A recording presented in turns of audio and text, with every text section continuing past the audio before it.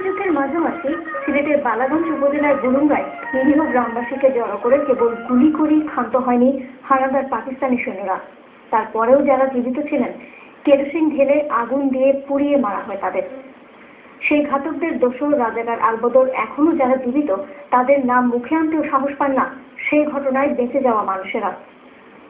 সিলেট ঘুরে এসে শাহীন হাওলাদারের তোলা ছবিতে রিপোর্ট করছেন ইমামুল।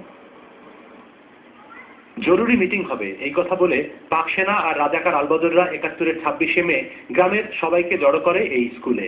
কিন্তু সবাই আসার পর তাদেরকে দুই ভাগে ভাগ করা হয়, একদিকে হিন্দু অন্যদিকে মুসলমান। কিছুক্ষণ পর মুসলমানদের ছেড়ে দেওয়া হয় আর হিন্দুদের হাত বেঁধে আটকে রাখা হয়। এরপর গুলি করে এবং কেরোসিন ঢেলে আগুন দিয়ে হত্যা করা হয় তাদের।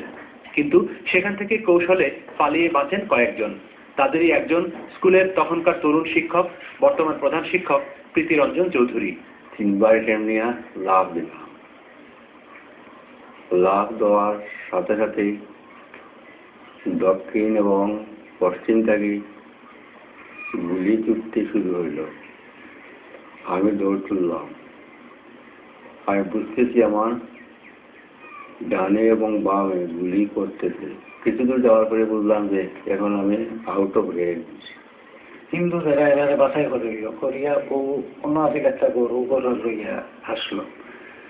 আসার পরে আমার মনে মনে ধারণা হইলো যে মানুষ বাঁচা কেন, মিটিং করতো তো সবাই লিয়া করতো।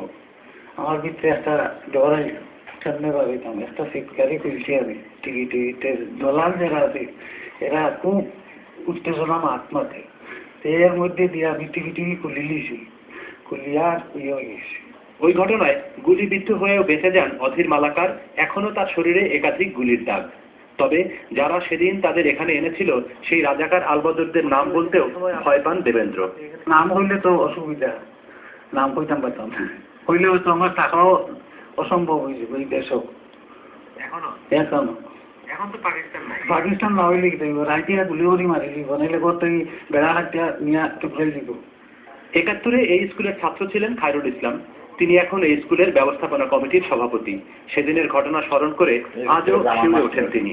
ওরা চলে গেছিল, কে যেন ওখান থেকে দাঁড়িয়ে চিৎকার শুরু করছে। ওরা পিছন থেকে লোকজন তো জীবিত রয়ে গেছে।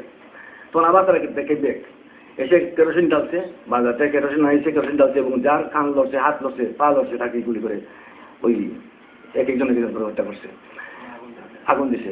ওই ঘটনায় নিহতদের একটি নামের তালিকা রাখা আছে স্কুলে, তবে সবার নাম জানাও যায়নি।